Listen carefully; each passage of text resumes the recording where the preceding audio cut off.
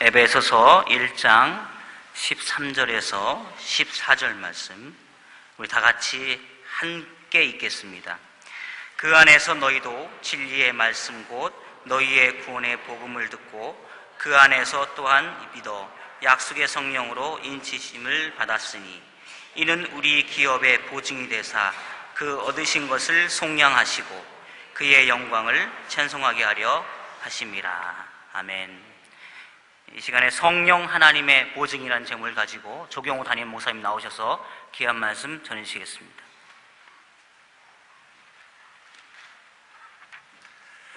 네, 오늘 예배에 오신 여러분 모두를 환영합니다. 특별히 오늘 방문하신 분들이 계신데요, 2013년 마지막 방문해 주신 분들입니다. 소재우 집사님이 인도하셨습니다. 최원욱 자매님하고 성욱, 영준 두 아들이 같이 오셨는데 어디 계신가요? 네, 저 앞쪽에 앉아 계십니다. 우리 박수로 환영하겠습니다. 잘 오셨습니다. 반갑습니다. 예배 후에 여러분 일부러 찾아가셔서 대흥교회 따뜻한 사랑의 교제를 나눠주시고 환영해 주시기 바랍니다. 홍윤주 집사님이 인도에 오셨는데요, 고소영 자매님과 남매가 왔습니다. 진짜 고소영이신가요? 농담입니다. 우리 고소영 자매님 그리고 남매 자리에서 일어서 주시면 저희가 마음을 다해서 뜨거운 박수로 환영하겠습니다. 어디 계신가요? 네. 어디요? 저 뒤에 앉아 계십니다. 네, 환영합니다. 잘 오셨습니다. 네, 저희 교회에서 오랫동안 부목사님으로 계시다가 미국에서 목회하시던 중에 잠시 방문하셨습니다. 우리 김재호 목사님 어디 계신가요? 네, 예, 앞에 계시네요. 네, 환영합니다. 잘 오셨습니다. 네. 아들이 넷이에요?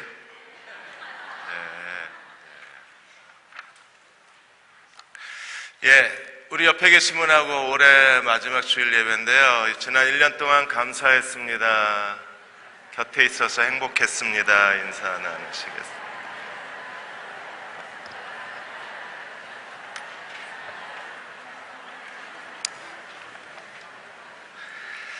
한 가지 저도 광고 드리겠습니다. 지난 22일 날 교회 대흥교회 새로운 목회 비전에 대해서 설명회를 드렸는데 그건 그냥 액션 플랜입니다. 이런 방향으로 간다고 보여드린 거고, 아직 계획이 다 짜여지지 않았기 때문에 지역교회가 다 짜지면 교구장, 구역장님과 다시 공청회를 할 겁니다. 여러분하고 반드시 대화를 나누고 계획을 시행할 거예요. 그리고 주일학교도 각 부서 계획도 아직 완성이 안 됐기 때문에 주일학교 교육 계획이 짜지면 부장님, 교사분들하고 다 저희가 한 자리에 모여서 공청회를 하고 그리고 새로운 계획을 시작할 겁니다. 그러니까 여러분하고 대화하지 않고 시작하는 건 없을 거예요. 그러니까 걱정하지 마시고 조금만 기다려 주시면 계획이 준비되는 대로 수요일 저녁에 같이 대화합시다 하고 여러분을 초대하겠습니다. 그 자리에서 발표하고 여러분 얘기 듣고 같이 수정해 가면서 우리들만의 소중하고 아름다운 교회를 만들어 가도록 그렇게 하겠습니다. 그렇게 하실 수 있죠? 예, 다시 한번 인사하겠습니다. 대흥교회는 참 좋은 교회입니다. 그렇게 만들어 드리겠습니다. 자, 오늘 읽어주신 본문을 가지고 성령 하나님의 보증, 오늘 에베소 1장 마지막 설교입니다. 한국에 한 유명한 목사님이 계신데 이분 사위가 미국의 루지애나주에 거주하고 있습니다. 그런데 이 목사님이 미국에 집회 가는 동료 목사님이나 부흥사들이 동부 쪽에 가면 이 사위를 꼭 만나달라고 계속 요청을 했습니다. 그래서 웬만한 한국의 유명한 목사님은 이 사위를 다 만났습니다. 만나서 권면도 하고 같이 성경 공부도 하고 식사도 하고 기도도 해줬습니다. 그런데도 이 사위가 믿음을 갖지를 못합니다. 예배를 안 드리냐? 아니요, 성실하게 예배를 드립니다. 종교 관련 서적을 읽지 않는가? 아니요, 경건 서적을 누구보다도 많이 읽습니다. 그러면 성경 공부 안 하나? 아니요, 성경 공부합니다. 그럼에도 구원의 확신을 가질 수가 없는 거예요. 장인어른한테 계속 전화로 왜 저는 믿음을 갖지 못할까? 왜 구원의 확신이 없을까? 여러분, 우리가 예수 그리스도를 믿고 구원의 확신을 갖고 하나님의 자녀로 산다는 것은 정말 축복입니다. 어떤 사람들은 믿고 싶은데도 믿어지지가 않아서 믿을 수가 없는 거예요. 한 사람이 예수 그리스도를 믿고 구원받는다는 것은 어떤 의미가 있는가? 오늘 1장 13절에 바울이 그 구원의 과정에 대해서 설명하고 있습니다. 그 안에서 너희도 진리의 말씀 곧 너희의 구원의 복음을 듣고 그 안에서 또한 믿어 약속의 성령의 인치심을 받았느니라. 듣고 믿고 인치심을 받았다. 어렸을 때 아이들이 부모에게 엄마 아이는 어떻게 생겨 물어보면 대답해 줄 수가 없었습니다. 한 사람이 어떻게 구원받아, 그러나 성경 우리에게 분명하게 한 사람이 어떻게 구원받는가를 대답해 줄 수 있습니다. 생명의 출생에 대해서는 우리가 그 신비를 말로 표현할 수 없지만 영적 생명의 출생의 과정에 대해서는 성경은 분명하게 듣고 믿고 약속의 성령의 인치심을 받는 세 단계를 통해서 구원이 이루어진다고 말합니다. 첫째 단계는요, 복음을 들어야 합니다. 구원의 말씀, 하나님의 복음의 말씀, 이 구원의 말씀을 듣지 않으면 누구도 그리스도를 믿을 수가 없기 때문에 오늘 이 시대의 교회의 사명이 무엇입니까? 교회는 한 영혼이라도 더 이 구원의 말씀, 진리의 말씀을 들을 수 있도록 더 많은 사람들에게 복음을 전할 사명이 오늘 교회와 오늘 저희들에게 있어요. 오늘 9시 예배 끝나고 어느 한 자매가 울면서 상담을 했습니다. 시아버지가 지금 암에 걸려 있는데 교회 출석을 오랫동안 중단한 상태랍니다. 그 시아버지에게 다시 복음을 전하고 싶다고 했습니다. 그래서 제가 기도하고 부목사님께 그 자매님 시아버님을 찾아가서 만나라고 그랬어요. 말씀을 전할 겁니다. 말씀을 듣는 것부터가 구원의 시작입니다.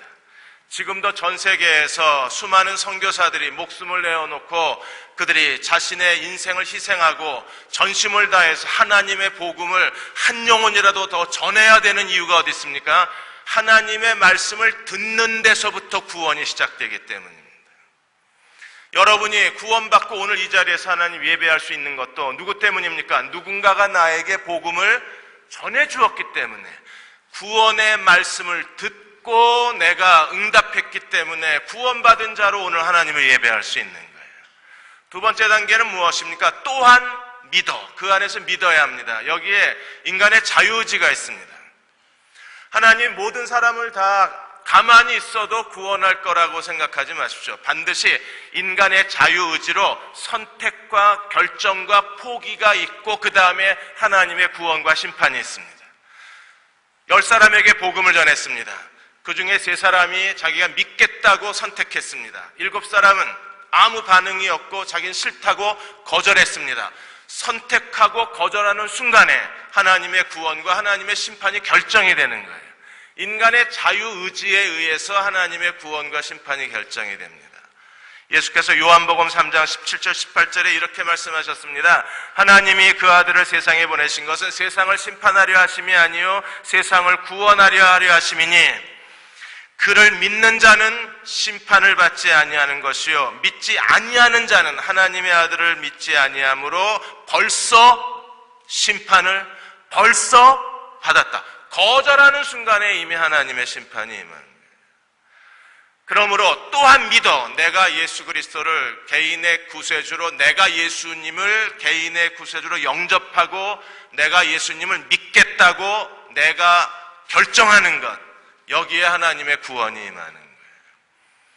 만일에 우리가 아직까지 한 번도 예수 그리스도 앞에 그리스도가 나의 구세주이심을 고백하고 그 이름을 믿는다고 우리가 하나님 앞에 응답하지 않았다면 오늘 응답하시는 여러분이 되시기를 축원합니다.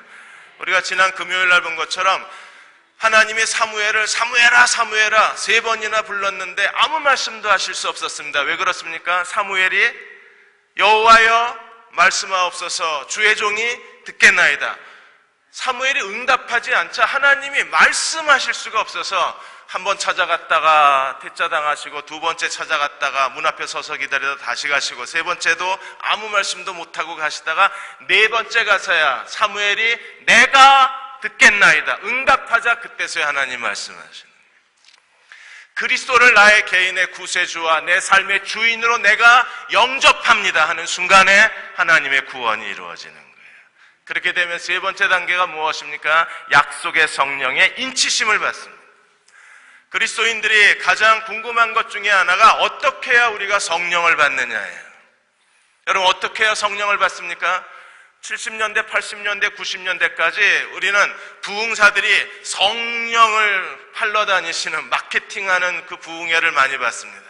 그래서 많은 부흥사들이 성령 받아라 소리 지르시면서 헌금하라 그러고, 성령 받아라 외치시면서 안수기도 받으시라 그러고, 성령 받아라 이러시면서 금식 기도하라고 하는 설교를 자주 들었어요. 그래서 받으셨나요? 성령을 받는다는 것과 예수 그리스도를 믿는다는 게 무엇인가? 오늘 1장 13절에 바울은 설명하기를, 예수 그리스도가 내 안에 내주하시면 동시에 약속의 성령이 내 안에 내주하신다고 가르치고 있습니다. 동시에 이루어지는 거예요. 왜 그렇습니까? 성령이 약속의 성령이기 때문에. 어떤 약속인가요? 누가복음 24장 49절에 예수께서 말씀하시길, 내가 감으로 하나님이 너희에게 보혜사 성령을 보내주신다 그랬어요. 사도행전 1장 4절 5절에 예루살렘을 떠나지 말고 기다리라. 뭘 기다려야 합니까? 아버지가 약속한 것을 기다리라. 성령이 임하기를 제자들은 기다려야 했었습니다. 요한복음 14장에서 16장까지 주님은 내가 가야 아버지가 또 다른 보혜사를 너에게 보내주실 거라고 약속하셨습니다. 그러므로 성령은 약속의 성령입니다. 내가 예수 그리스도를 믿고 하나님의 자녀로 거듭나는 순간, 주님이 나의 마음의 구세주로 영접되는 순간 성령도 내 안에 내주하시는 거예요. 백화점에서 마케팅을 합니다. 20만 원 이상 사면 고급 프라이팬 하나 선물로 주겠다고 말합니다. 여러분, 20만 원어치만 사면, 영수증만 있으면 누구나 다 프라이팬을 선물로 받을 수 있어요. 그거 위해서 토플 점수 900점 이상 받을 필요 없습니다. 프라이팬을 선물로 받기 위해서 외국 유학 갔다 올 필요도 없습니다. 누구나 다 그날 20만 원 매상 영수증만 들고 가면 못생겼으니까 못 준다고 말 못합니다. 당신 얼굴이 시커머니까 못 준다고 말 못합니다. 키가 작아서 안 된다고 말 못합니다. 왜요? 영수증을 주면 백화점에서는 주게 돼 있어요. 왜? 이건 약속이니까. 우리가 예수 그리스도를 믿고 구원받으면 하나님은 우리에게 성령을 주시기로 약속하셨어요. 그러므로 구원받으셨습니까? 그렇다면 오늘 여러분 안에 성령이 내주하고 계신 걸 믿으십시오. 고린도서 3장 16절에 있는 것처럼 우리가 하나님의 성전인 것과 하나님의 성령이 우리 안에 내주하고 계신 걸 믿어야 합니다. 이 성령이 우리 안에서 하시는 일이 뭔가요? 인치심. 제일 먼저 16절에 13절에 보시면 약속의 성령으로 뭘 받았습니까? 인치심이요. 인치심은 뭐예요? 도장 찍는 거예요. 성령의 인치심이라고 그럴 때 고대 사회에서 인치시는 건 소유권을 주장하는 겁니다. 여러분, 배너 영화의 한 장면 기억하실 겁니다. 거기에 보면 배너가 자기 편지를 쓰고 편지를 말고 진흙을 붙이고 여기다 도장을 찍어요. 이게 인치는 겁니다. 이 편지의 내용을 내가 보증한다는 겁니다. 이 편지의 내용은 내가 책임을 진다는 거예요. 그래서 성령이 인치심으로 인하여 우리는요, 하나님께 구원받은 자라는 자기 확증을 가질 수 있는데, 성령의 사역 중에 인치는 사역이 있는 게 아니에요. 또 한 번 부흥사들께서 이거 가지고 재미를 참 많이 보셨습니다. 부흥회 열고 성령에 임받아라 이러고 앞에서부터 이마를 치고 나가기 시작합니다. 도장 받아야 되니까 탁탁탁탁탁 치고 나가요. 그러면 또 아멘 아멘 아멘 이럽니다. 임받는 줄 알고. 여러분, 성령의 사역 중에 인치는 사역이 있는 게 아니라 헬라어 원어에 보시면 성령님, 내주하시는 성령이 하나님의 인으로 되어 있어요. 성령님이 인이에요. 성령이 내 안에 내주하신다면 너는 이제 내 것이라 하나님이 소유권을 선언하신 사람이 되는 겁니다. 여러분 안에 성령이 내주하신 걸 믿으십니까? 그렇다면 나는 어떤 사람이에요? 이제부터 하나님의 거예요. 하나님의 소유예요. 아무도 나를 하나님의 손에서 빼앗아 갈 수가 없어요. 성령의 인치심이 그 다음에 14절에 보시면 이는 우리의 기업의 보증이 되신다 그랬습니다. 알아본 인치심은 보증이에요. 담보물. 우리가 만일에 은행에 가서 융자를 받으려고 한다 그러면 어떻게 해야 합니까? 은행이 뭘 요구해요? 담보물을 요구합니다. 3억 정도의 집을 살고 있으면 은행에서 한 1억 내지 뭐 1억 5천 정도 빌려주겠죠. 돈을 빌리려면 반드시 뭐가 필요합니까? 담보물. 그래서 담보물에 근거해서 은행이 나에게 대출을 해주는 거잖아요. 그런데 성령님이 담보물로 내 안에 와 계신 거예요. 뭐의 담보물로? 기업의 담보물로.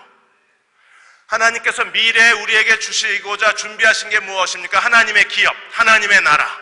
그런데 그 하나님이 주신 미래의 기업의 담보물로 내 안에 와 계신 분이 누구세요? 성령님. 그러므로 내 안에 성령이 있다는 것은 하나님의 또 다른 약속입니다. 어떤 약속이요? 하나님 나라는 이제부터 네 거야. 인치심은 너는 내 거야. 보증은 나는 네 거야. 하나님의 나라가 이제 우리 것이라는 확실한 증명서가 내 안에 내주하시는 성령이세요. 그러므로 보증이라는 알아보는 계약금이라는 뜻이 있고 미리 맛본다는 뜻이 있습니다. 여러분, 미리 맛보고 있는 거예요. 우리는 누구를 통해서? 성령을 통해서 하나님의 나라를 이 세상에서 미리 맛보고 있는 겁니다. 오늘 이 예배를 드리는데 하나님의 임재를 느끼시는 분들이 계실 겁니다. 그분들이 하나님의 임재를 느끼고 하나님 나라의 기쁨과 하나님 나라의 감동을 마음에 느낄 수 있는 것은 무엇 때문입니까? 내 안에 계신 성령이 미리 하나님 나라를 맛보게 해주기 때문에 내가 느낄 수 있는 거예요. 성령의 알아보니 강하게 작동하고 성령의 알아보니 마음속에 거룩하게 불타오르는 사람들은 그 성령의 알아본 미리 맛보는 하나님의 은혜 때문에 그들은 하나님이 주신 사명을 위해서 어떤 어려움과 좌절과 역경이 있어도 그걸 이겨내고 하나님의 뜻을 이루어가는 사람들입니다. 사도행전에서 사도들이 핍박을 당하고 채찍질을 당하고 돌에 맞으면서도 그들이 포기하지 않고 하나님의 복음을 전하는 일에 자신의 전부를 바칠 수 있는 그들의 힘이 어디서 나와요? 알아본 내 안에 하나님의 나라 성령이 그것을 우리에게 맛보게 해주기 때문에 죽음도 두렵지 않은 겁니다. 알아보니 강해야 돼요. 그러나 알아보니 어느 날 우리가 의기소침해지고 영적으로 침체되고 알아보니 식어지고 냉각되어 버리면 우리는 하나님께 더 이상 충성된 삶을 살아갈 수가 없습니다. 어떤 남매가 같이 앉아서 예배를 드리고 있었는데 동생이 지루하니까 자꾸 장난을 쳤어요. 누나가 장난치지 마, 예배 시간에. 동생이 누나한테 이렇게 말합니다. 예배가 너무 지루해.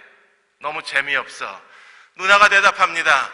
예배란 워낙 지루한 거야. 예배란 워낙 재미없는 거야. 여러분, 예배가 지루하십니까? 주님 믿는 게 재미없으신가요? 왜 지루해지고 왜 하나님 섬기는 게 재미가 없어져요? 알아보니 식었기 때문에. 그러므로 인치심, 알아본 이 하나님의 담보물, 이 하나님의 담보물이 명확한 사람들이 이 시대에서 하나님 나라를 누리고 살 수 있는 사람들입니다. 성령이 하시는 세 번째 일은 무엇입니까? 14절에 보시면 기업의 보증이 되사 그 얻으신 것을 뭐 하시고? 속량하시고. 속량이 뭐예요? 그리스도의 구속은 값을 주고 샀다는 뜻입니다. 성령의 속량은 무슨 뜻입니까? 시작하신 걸 끝내신다는 거예요. 여러분, 우리 안에 계신 성령님은 구속자이세요.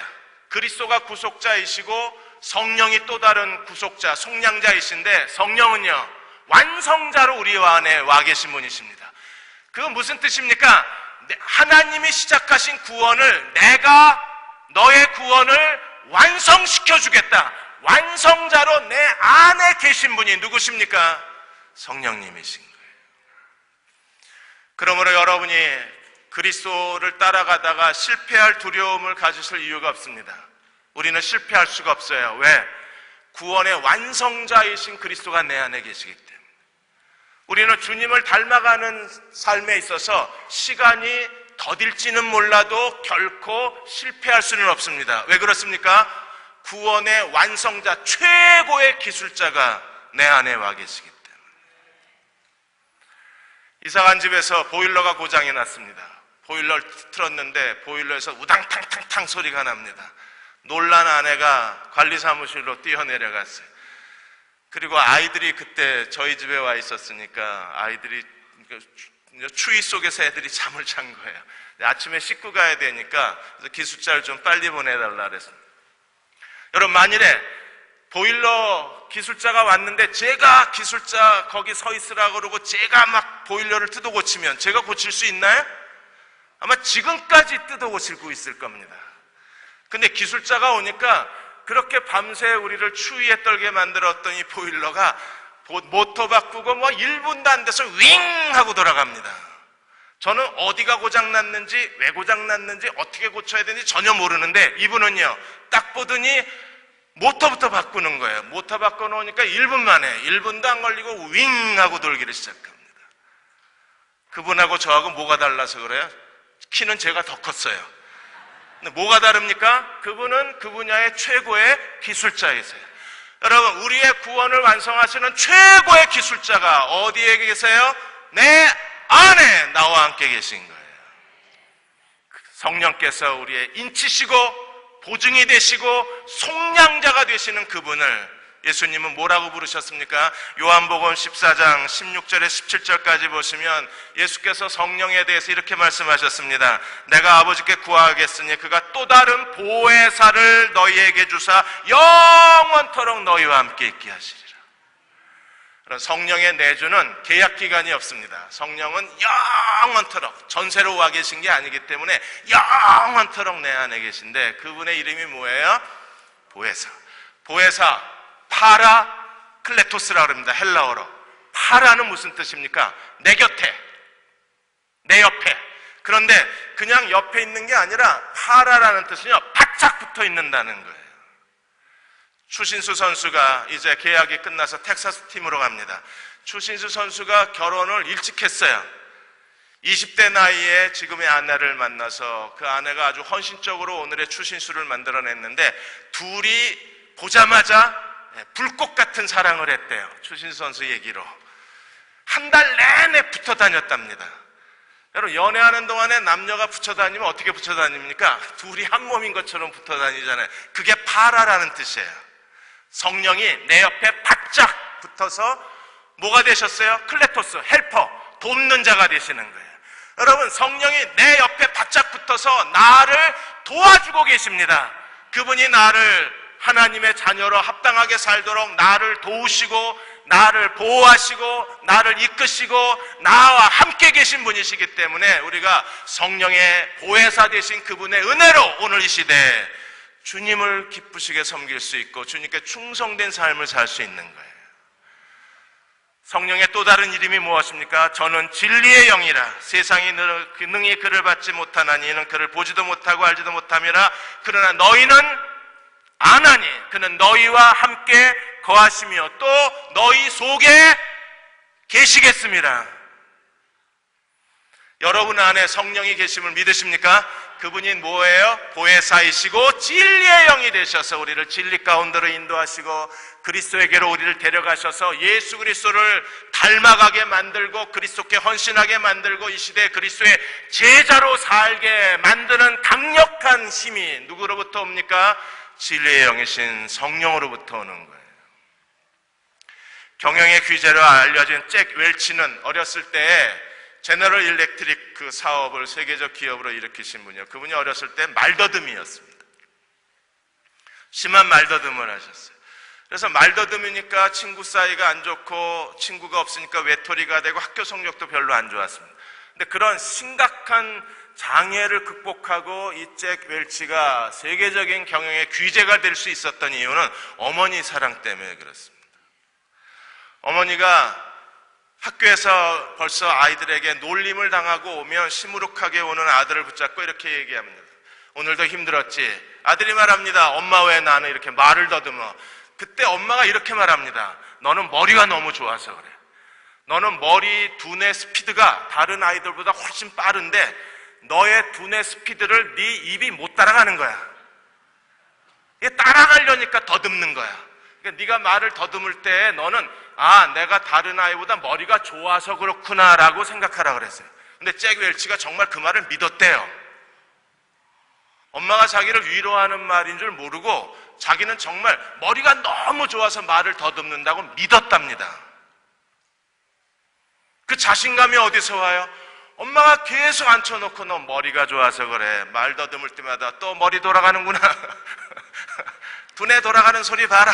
이러고 계속 옆에서 격려하니까 웰치가 자신감을 가진 거예요. 학교에서 성적표 받아 가져오면 뭐 대부분 다 F 차고 권총 차고 그리고 뭐 음악 하나 뭐 이런 거 하나 겨우 C, D, 뭐 B 이렇게 올라가면 어머니가 다른 건 얘기 안 하고 성적 제일 좋은 것만 칭찬을 하는 거예요.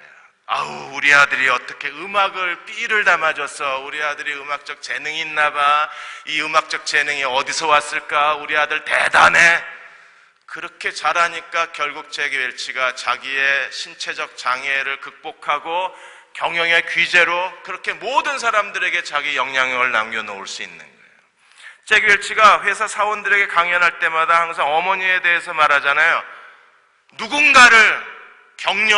누군가가 격려해주는 사람은 결국 자기 분야에서 자신의 잠재 능력을 드러내게 돼 있다. 여러분, 우리 안에 성령께서 잭 웰치의 어머니보다 더 큰 사랑으로 우리를 돕고 계신 걸 믿으십니까? 잭 웰치의 어머니보다 더 지극한 관심으로 우리 곁에 바짝 달라붙어서 우리의 돕는 자가 되시고 진리의 영이 되셔서 우리 인생에, 자기 인생에 내가 원하는 것 이상으로 하나님 우리를 성취하시는, 내가 갈 수 있는 것보다 더 멀리 가도록 돕는 분이 내 안에 계신 성령이신 걸 믿으십니까? 그렇다면 이 성령께 맡기고 가만히 있어도 되나? 아니요. 두 가지를 잘 하셔야 합니다. 성령이 내 안에서 그분의 능력으로 우리 가운데 역사하기를 기대한다면 우리가 두 가지를 성령과의 관계 속에서 두 가지를 바르게 갖춰야 돼. 그 첫째가 오늘 1장 15절에서 19절까지 있는 것처럼 하나님께 대한 지식입니다. 지식이 없으면 하나님의 구원에 대한 내적 지식이 우리 안에 갖춰져 있지 않으면 아무리 내가 더 큰 능력을 가진 사람이라고 할지라도 성령이 내 안에 내주하신다고 할지라도 내 인생에 아무 일도 안 일어나는 거예요. 여러분, 우리 가운데 어떤 사람은 저 사람이 저렇게 사는 사람이 아닌데 라고 안타까운 사람들이 있습니다. 저거보다 더 뭔가를 해야 될 사람인데, 저거보다 더 큰 걸 이루어낼 사람인데, 지금 그 사람이 한 거보다 거기서 만족하면 안 되고 그 사람은 뭔가 더 그 인생에 뭔가 더 나와야 될 사람인데 안 나오는 사람들이 있어요. 왜 그렇습니까? 지식의 문이 막혀 있어서 그렇습니다. 그래서 바울이 에베소 교회를 위해서 하나님의 복음을 전하다 갑자기 무릎을 꿇고 기도합니다. 왜? 이 기도가 너무나 중요하기 때문에. 무엇을 위해서 기도해요? 하나님을 알게 하시고 구원이 뭔가를 알고 너희 안에 계신 성령의 능력이 얼마나 큰가를 너희가 알게 되기를 원하노라. 에피그노시스, 너희가 깨닫게 되기를 원하노라. 문자로 받은 이성적 지식이 아니라 하나님의 은혜를 깨달음으로 내적 지식이 우리 안에 갖추어지기를 원하는 겁니다. 이 지식이 있어야 이 구원의 지식을 갖춘 사람들이 이 시대에서 성령과 동행할 때 성령이 능력이 마음껏 그 사람을 그리스도의 제자로 만들어내고 하나님의 사람으로 조각해내고 하나님의 영광스러운 그릇으로 이 세대 앞에 우리 앞에 세워놓을 수 있는 거예요. 바울이 이렇게 기도합니다. 17절에 우리 주 예수 그리스도의 하나님 영광의 아버지께서 지혜와 계시의 영을 너희에게 주사 하나님을 알게 하시고. 지혜와 계시의 영이 누구예요? 성령님이십니다. 성령이 우리를 가르치시며 우리에게 어떤 변화가 일어나요? 18절 너희 마음의 눈을 밝히사 그의 부르심의 소망이 무엇이며 성도 안에서 그 기업의 영광의 풍성이 무엇이고. 부르심의 소망, 기업의 영광의 풍성, 뭡니까? 구원의 시작과 끝입니다. 성령이 우리를 가르치시면 하나님에 대한 충분한 지식이 있어요. 그래서 문자적 지식이 아니라 하나님에 대한 거룩한 지식입니다. 그들은 하나님을 두려워할 줄 알고 하나님을 사랑할 줄 알고 하나님을 경외할 줄 아는 사람들, 그들이 하나님께 대한 지식이 있는 사람들이에요. 그리고 마음의 눈이 밝아진 사람들은 구원의 시작에서 끝까지 구원의 전체 설계도가 머릿속에 들어있는 사람입니다. 우리는 에베소 1장에서 성부 하나님의 구원, 성자 하나님의 구원, 오늘 성령 하나님의 구원을 배우고 있어요. 이 삼위일체 하나님의 구원 사역이 머릿속에 설계도로 들어가 있어야 돼요. 이 구원의 지식이 명확해야 합니다. 그래야 오늘 이 시대에서 이 구원의 지식에 따라 성령과 동행하는 사람이 될 때 하나님이 그를 통해서 더 큰 영광을 거두어내실 수 있는 거예요.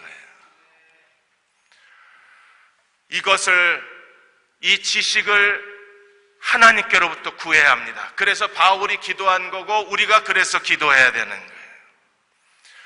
그리고 세 번째 우리가 알아야 될 것이 무엇입니까? 19절에 보면 그 힘의 위력으로 역사하심을 따라 믿는 우리에게 베푸신 능력의 지극히 크심이, 성령의 능력에 대해서 4개 단어를, 파워, 힘에 대한 단어를 전부 끌어왔어요. 힘, 크라토스. 이건 하나님만에 가지고 있는 전능하신 능력입니다. 이거 사람에게 없어요. 이 크라토스는 하나님에게만 있어요. 그리고 이스쿠스, 에네르기아, 두나미스. 두나미스는 많이 들어보셨죠? 여러분, 성령인 이 4가지 힘에 대한 단어를 다 갖고 계신 분이세요. 크라토스, 이스쿠스, 에네르기아, 두나미스 다 가지고 계신 분이 누구요? 성령님이세요. 그렇다면 성령의 능력이 뭔가? 하나님의 크라토스를 사람에게 에네르기화하는 게 성령이 하시는 거예요. 어느 날 가브리엘 천사가 마리아에게 나타났습니다. 그리고 마리아에게 말하기를 이제 내가 아들을 낳으리라. 그리고 그 이름을 예수라 하라. 저가 자기 백성을 그들의 죄 가운데 구원할 자임이라. 마리아가 놀라잖아요. 나는 남자를 알지 못하는데 어떻게 애를 낳냐고. 그때 가브리엘 천사가 하나님이 일하시는 방법을 설명하잖아요. 하나님이 제일 먼저 어떻게 하십니까? 성령이 내게 임하시고. 제일 먼저 뭐부터 와요? 성령이 임하시고. 그러면 따라서 뭐가 옵니까? 지극히 높으신 이의 능력이 너를 덮으시리니 그러므로 나실 바 거룩한 자는 하나님의 아들이라. 여러분, 성령이 하나님의 능력이 사람에게 올 수 있는 매개체예요. 마치 집안에 지금은 전기가 전부 휴즈가 아니고 브레이커로 돼 있는데 휴즈 같은 거예요. 휴즈를 딱 연결해야 한전에서 만든 전기가 우리 집까지 들어오는 것처럼 하나님의 그 전능한 능력이 성령을 통해서 내 안에 들어오는 거예요.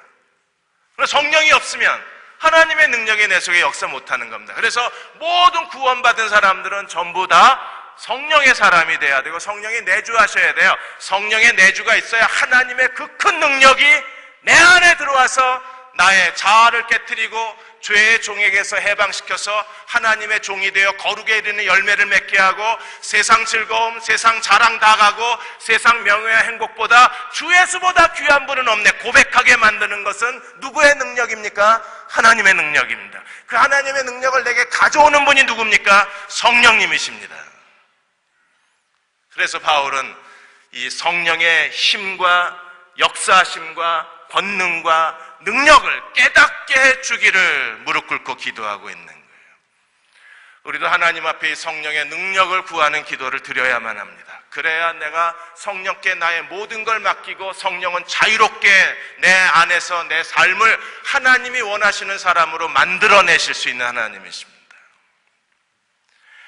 중년의 전략이라는 책을 로이드 리브라는 분이 쓰셨는데 이분이 어느 젊었을 때 친구 8명하고 플로리다 해변에서 이제 바하마 군도까지 요트 여행을 떠났어요. 근데 한참 바다 한복판에 갔는데 갑자기 전파 방향 지시기가 고장이 났습니다. 전파 방향 지시기가 고장나는 순간에 지금 어느 쪽이 동쪽인지 어느 쪽이 남쪽인지 자기 집 가면은 이쪽이 동쪽인 것 같은데 전속력으로 가면서도 불확실한 거예요. 마음이 불안한 겁니다. 이게 지금 동쪽이 맞는 건지. 만일에 바다 한 건대로 가버리면 죽은 목숨이잖아요. 9시간이면 갈 수 있는 거리를 무려 36시간이나 표류하면서 갔습니다. 왜? 방향을 모르니까. 그래서 그분이 중년의 전략이라는 책에서 인생이라는 게 방향 없이 목표 없이 산다는 게 얼마나 위험한가 이 글을 그분이 쓰신 거예요. 오늘 우리도 마찬가지입니다. 인생의 목표나 방향 없이 산다는 것처럼 위험한 일은 없습니다. 그러나 우리는 안심합니다. 왜? 우리 안에 성령이 계시고 성령이 진리의 영이 되셔서 보혜사가 되셔서 우리가 어디로 가야 할지 무엇을 해야 할지 어떻게 살아야 할지 인생의 목표는 어떤 거 해야 할지 우리에게 가르쳐 주시는 진리의 영이 내 안에 계신 것을 우리가 믿기 때문에 우리가 이 성령에 대한 구원과 성령에 대한 지식을 가질 수 있으면 성령을 더 의지할 수 있고, 성령님을 의지하는 한 성령님은 내 인생을 내가 원하는 것보다 더 아름답고 고귀하게 만들어 주실 수 있는 거예요. 빌리그레함 목사님이 어느 날 신문 기자들하고 인터뷰하는 동안에 사모님도 같이 인터뷰를 했습니다. 그래서 그 아내에게, 기자들에게 물었어요. 보통 다른 집 여자들은 남편에게 잔소리를 많이 하는데 사모님도 잔소리 많이 하냐고. 여러분, 여자들이 왜 잔소리합니까? 아내들이 잔소리하면 남편이 바뀔 거라고 믿는 믿음 때문에 잔소리를 해야 됩니다. 제 아내는 고등학교 선생입니다. 저를 아직도 학생이라고 생각을 합니다. 가끔씩. 그래서 잔소리하면 남편이 바뀔 거라고 생각을 합니다. 안 바뀝니다. 사모님이 이렇게 말했습니다. 빌리를 사랑하는 건 내가 할 일이고 빌리를 변화시키는 건 하나님이 하실 일이라 그랬어요. 아내 여러분, 믿으십시오. 여러분은 사랑만 하십시오. 변화는 누가 시킵니까? 우리 안에 계신 성령님이 알아서 시킬 것입니다. 우리 안에 성령이 어떤 일을 하시는가를 우리가 알 수만 있다면 우리는 온 마음을 다해서 주님을 의지할 수 있을 거예요. 이게 첫 번째, 영적 지식이 있어야 합니다. 두 번째, 성령의 사람이 되려면, 성령의 능력을 제한하지 않으려면 우리는 뭘 해야 되는가? 두 번째, 인간관계를 조심하십시오. 성경에서 성령을 의지하고 행하라고 말씀할 때마다 덧붙이는 게 뭐냐 하면 인간관계에 대한 경고예요. 갈라디아 5장 25절 26절에 이렇게 되어 있습니다. 만일 우리가 성령으로 살면 또한 성령으로 행할지니. 이게 그리스도인의 인생이잖아요. 우리는 성령으로 태어나서 평생 뭘로 살아야 돼요? 성령의 사람으로, 성령으로 살아야 돼요. 그런데 만일에 이렇게 되면 성령의 능력을 제한하는 겁니다. 어떻게 되면 헛된 영광을 구하여 서로 노엽게 하거나 서로 투기하지 말라. 분노와 증오심, 헛된 영광을 구하는 우리들의 영웅심, 일그러진 영웅심, 이런 인간관계는요, 결국에 뭘 가져옵니까? 성령이 더 이상 우리 속에서 역사하실 수 없게 만들어버리는 거예요. 여러분이 교회 오시다가 운전하다가 아내하고 가끔 다투는 분이 계십니다. 아내하고 다투는 순간 어떤 일이 벌어집니까? 순식간에 영적으로 곤두박질 칩니다. 내 마음이. 저희 설교자들은 설교하러 올 때 아주 극도의 자기 관리를 해야 돼요.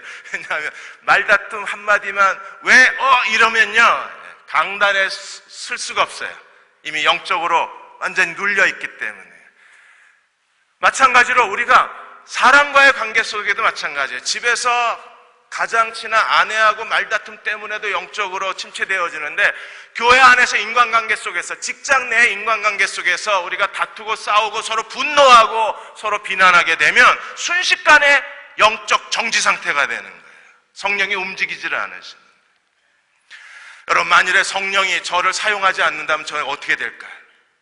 저는 여러분의 교회 담임 목사로 단 하루도 책임을 감당할 수 없는 무능한 사람입니다. 부족한 사람입니다.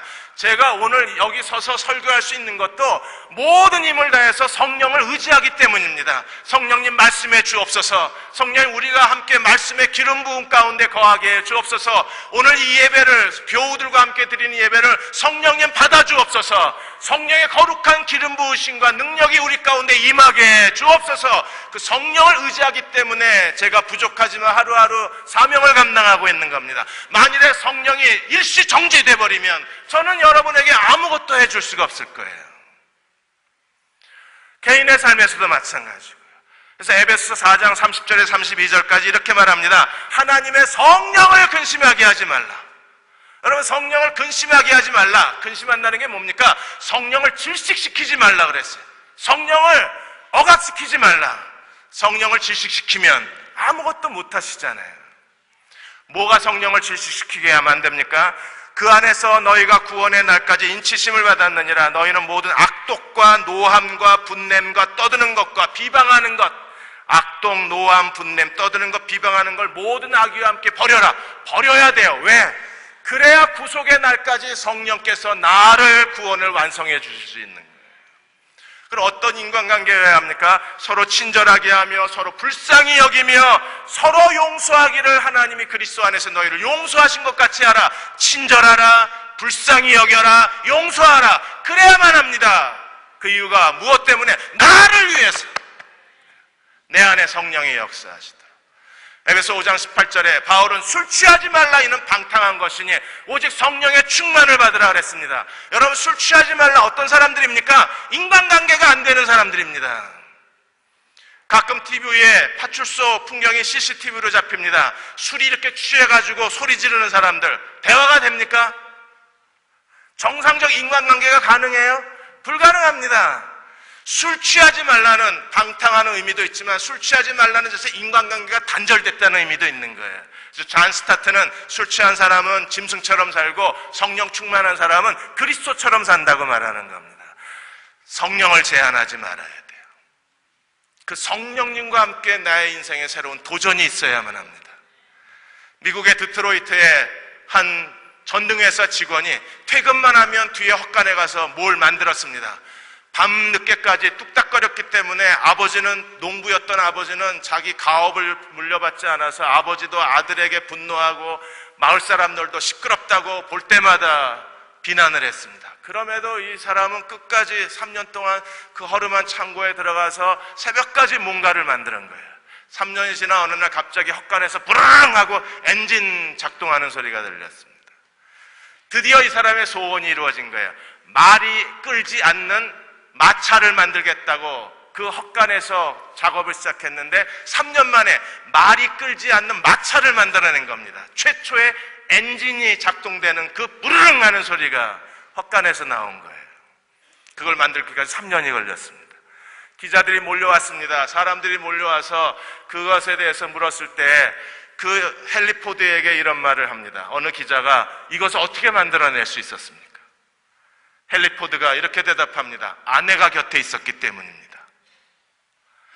자, 원하는 이 엔진을 만들어냈는데 말이 끌지 않는 마차를 만들어낼 수 있는 이 첫걸음을 내디뎠는데 이제 그러면 당신은 뭐 하고 싶습니까? 헨리 포드가 이렇게 대답합니다. 아내만 내 옆에 있으면 나는 뭐든지 만들어낼 수 있습니다. 3년 동안 사람들의 비난에도 불구하고 헨리 포드 아내는 밤늦게까지 등불을 잡아주고 남편을 격려해주고 남편의 잔심부름을 해주고 끊임없이 당신이 원하는 걸 이루어내라고 용기를 준 사람이 그의 아내였기 때문에 오늘 우리 안에 계신 성령이 헨리 포드 아내보다도 더 우리에게 용기를 주고 계십니다. 그분이 우리가 작업할 수 있게 등불을 잡아주실 뿐 아니라 우리 옆에서 모든 잔심부름을 해주고 우리의 질문에 대답해주고 우리가 원하는 것을 해주면서 하나님께서 우리에게 계신 구원을 우리 안에 완성시켜줄 뿐 아니라 우리의 인격이 그리스도를 닮아가게 해주고 그보다 더 중요한 게 뭡니까? 내가 원하는 내 인생이 하나님의 영광의 그릇이 될 수 있도록 지금의 내 인생보다 더 큰 인생을 만들어주실 수 있는 분이 내 안에 계신다는 사실입니다. 톨스토이가 말한 것처럼 인간의 행복이 뭐예요? 어제보다 오늘 내가 더 성장하는 것, 그걸 발견했을 때 가장 행복하다고 했잖아요. 2013년보다 2014년 우리는 더 크게 성장하는 자기 자신을 발견해야 합니다. 더 나은 인생이 되었다는 자기 확신이 있어야 합니다. 누가 그걸 이루어줄 수 있습니까? 내 안에 계신 성령께서.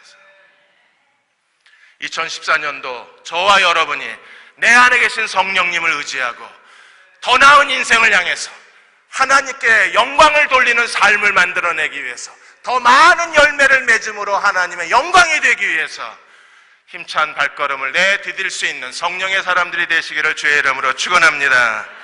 이 시간 425장 우리 찬송하고 기도하겠습니다.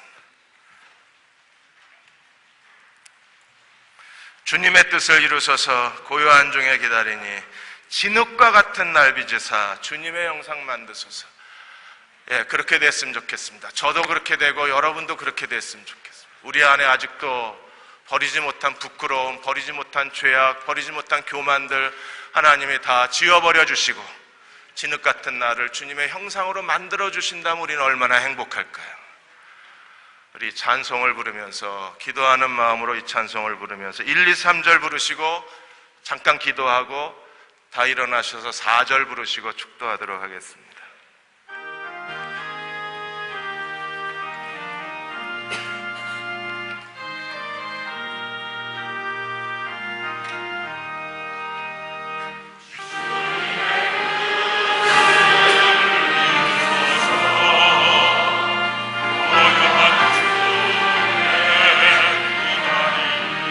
진흙과 같은 주님의 형상,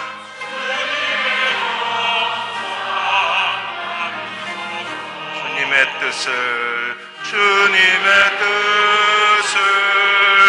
이루소서. 주님 발 앞에 엎드리니 엎드리 나의 마음속을 살피시사 눈보다 이게 하옵소서. 주님의 뜻을 이루소서. 주님의 뜻을 이루소서. 병들어 몸이 피곤할 때 권능의 손을 내게 펴사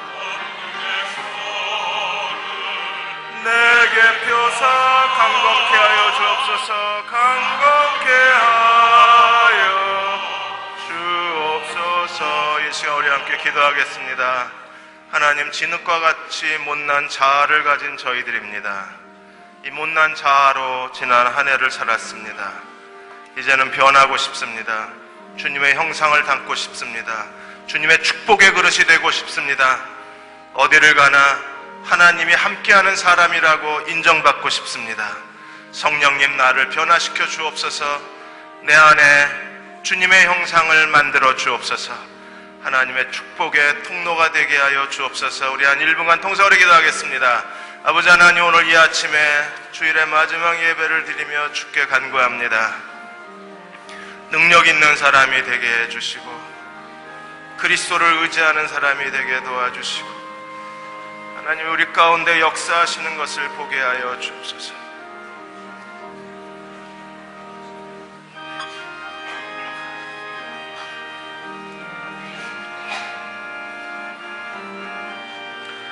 오 주님, 말씀해 주시길. 성령의 사람으로 살고 싶습니다. 성령께 붙잡힌 바 되게 하여 주옵소서.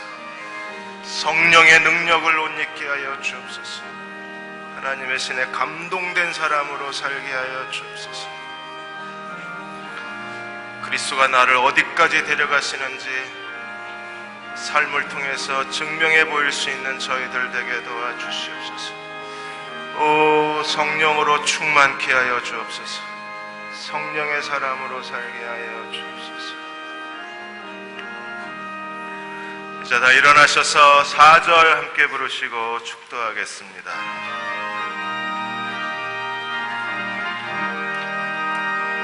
주님의 뜻을 이루소 온전히 나를 주장하사 온전히 아멘 그렇게 주옵소서. 주님과 함께 동거함을 만민이 알게 하옵소서. 한 번 더 고백합니다. 주님의 뜻을 이루소서. 주님의 뜻을 이루소서. 온전히 나를 주장하사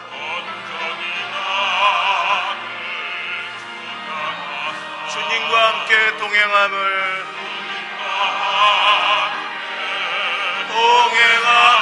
만민이 알게 하옵소서. 알게 하옵소서.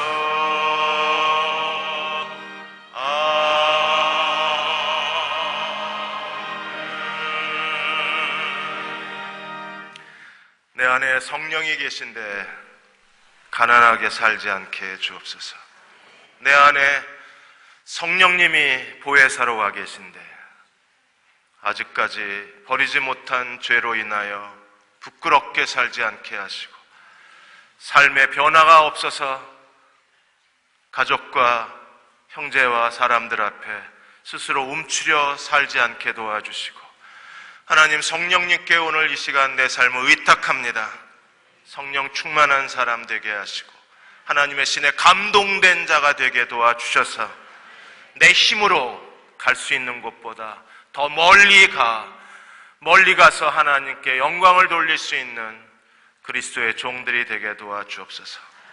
인격과 성품도 더 멀리 가 있게 하시고 삶의 능력도 더 멀리 가 있게 하시고 사람들에게 베풀어 주시는 은혜도 더 멀리 가 있을 수 있는 하나님의 거룩한 종들이 되게 해 주옵소서.